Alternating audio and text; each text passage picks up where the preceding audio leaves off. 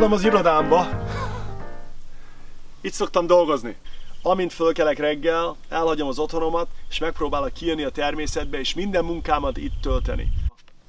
Hogy ha az ember egészségesen akar élni, én abban hiszek, hogy a régi múltat és a modern technikát össze kell hozni. Ezt az összehozott életet, ezt lehet a legjobban élvezni manapság.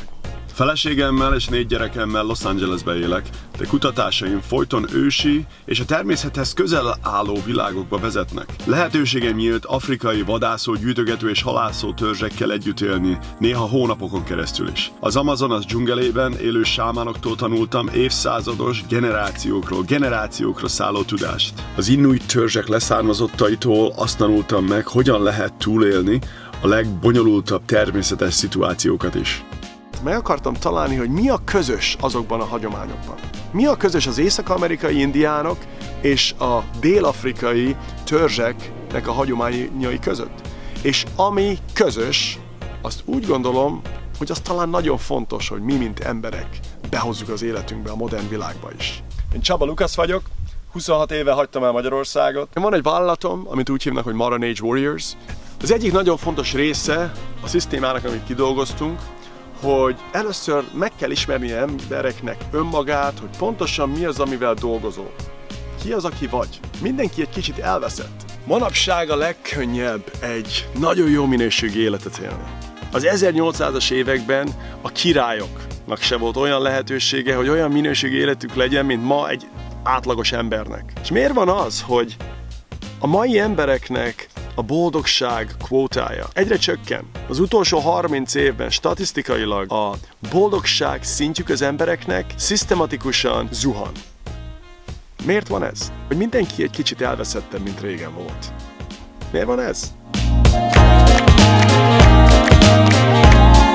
Az érdekes, hogy olyan betegségek, amik régen csak ilyen ritka felnőtt betegségek voltak, manapság a gyerekeknek egy nagy százaléka már úgy születik, hogy ilyen problémája van. 2-es típusú cukorbetegség például egy ilyen tipikus példája ennek. Régen ez egy olyan betegség volt, hogy emlékszem, amikor én felnőttem, talán ismertem 1 vagy 2 olyan embert, akinek ez volt problémája. Felnőttek, idősebb emberek voltak. Vannak olyan statisztikai anyagok, amik mutatják, hogy 60%-a a gyerekeknek, mielőtt 10 éves lesz, ez a probléma már jelentkezik az életükbe. Miért van ez? Miért van ez? Ez a kérdés. Nagyon próbáltam odafigyelni mindig a tudományokra. Érteni akartam, hogy mi az, amit tudunk most jelenleg. Tehát ezért tanultam kinesztéziológiát, masszázsterápiát, pszichoterápiát. Azt, hogy fel tudunk röpülni a Holdra, a Marsra el tudunk menni, látunk távoli galaxisokat, saját sejtjeinket mikroszkópon keresztül meg tudjuk nézni. Ezek csodálatos dolgok. Ezt elvetni, az szerintem badarság. De az is badarság, hogy elfelejtjük azt, hogy régen 250 000 éven keresztül a mi fajtánk, Homo sapiens sapiens, az úgy élt, hogy nem volt modern orvosság. Úgy éltünk, hogy a természetet használtuk föl. De képzeld el, mi van akkor, hogyha mondjuk egy törzsbe élsz, és mondjuk 2 éves vagy, és akkor valaki más megszületik. Akkor látod 2 évesen, hogy a szülők hogyan kezelik ezt az újszülöttet. Aztán, mikor 5 éves vagy, megint születik egy másik gyerek. Most, mint 5 évesen látod, hogy a szülők hogyan kezelik az újszülöttet. Mikor 10 éves vagy, látod megint, mikor megszületnek a kisgyerekek, hogy hogyan kezelik őket. Már téged is belevonnak az egészbe.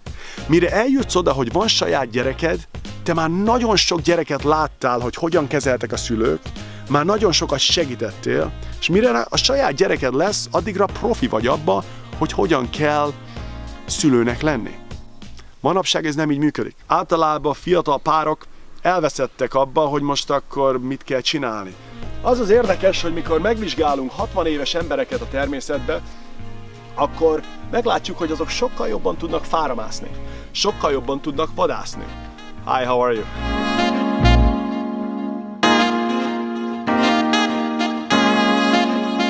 Szomszéd kunyhóban élővel problémád volt, Nem volt arra lehetőséged, hogy azt elfelejtsd, és azt mondod, nem fogok ezzel törődni. Mert az életednek a hátralévő részében ott voltál mellette, ott laktál mellette, ezért ki kellett találni, hogy hogyan lehet megoldani ezt a problémát, ami volt közöttetek. Ezeket a bölcsességeket, amit próbálunk önöknek, hozzátok elhozni. Kialakítottunk egy rendszer, és minden ilyen érdekes tudást, szokást, rituálist, amit így mindenhonnan összehúztunk, ezeket be tudtuk így dugni ebbe a keretbe. Akikkel dolgozunk, egyének, vállalatok, csapatok, sportcsapatok, szétszórva vannak a világ minden részén. Minden epizódust úgy fogunk felépíteni, hogy az egyik utamra viszem el önöket magammal.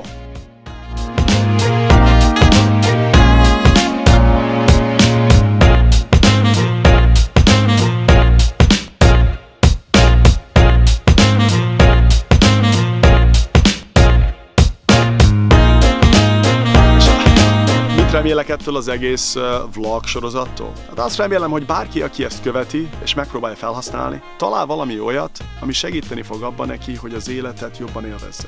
Hogy esetleg olyan karriert alakítson ki magának, ami jobban dobogtatja a szívét. Kitalálja azokat a dolgokat a társas kapcsolataiban, amit homály fedett eddig. Olyan új rituálisokat tud behozni az életébe, ami segít abban, hogy egészségesebb legyen. Ez az, amit remélek ettől a sorozattól. Szeretek általában lelépni a kitaposott ösvényekről, és ezeket a még nem megtalált ösvényeket próbálom majd megmutatni önöknek.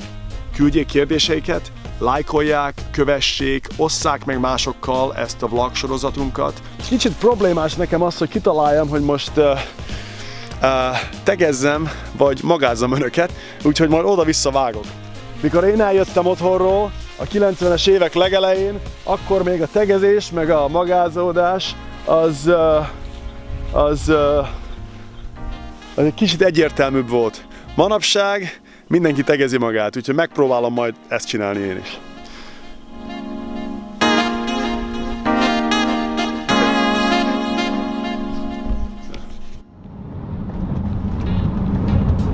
Kértek egy kávét? Nekem kell.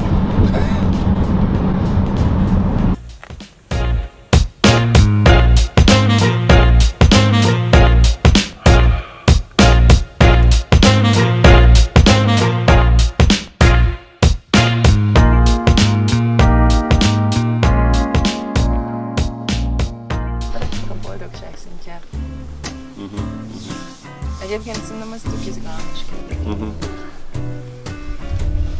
Miért van azt, hogy most a gyerekek? Van ennek egy ilyen nagyon érdekes íze. Olyan érdekes íze van, mint amikor a borsónak a héját valaki megeszi. Mindenkinek megvolt a saját szerepe.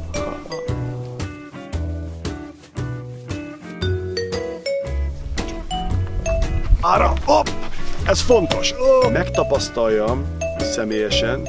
Ez azt jelenti, hogy néha afrikai törzsekkel volt lehetőségem. Should I stop?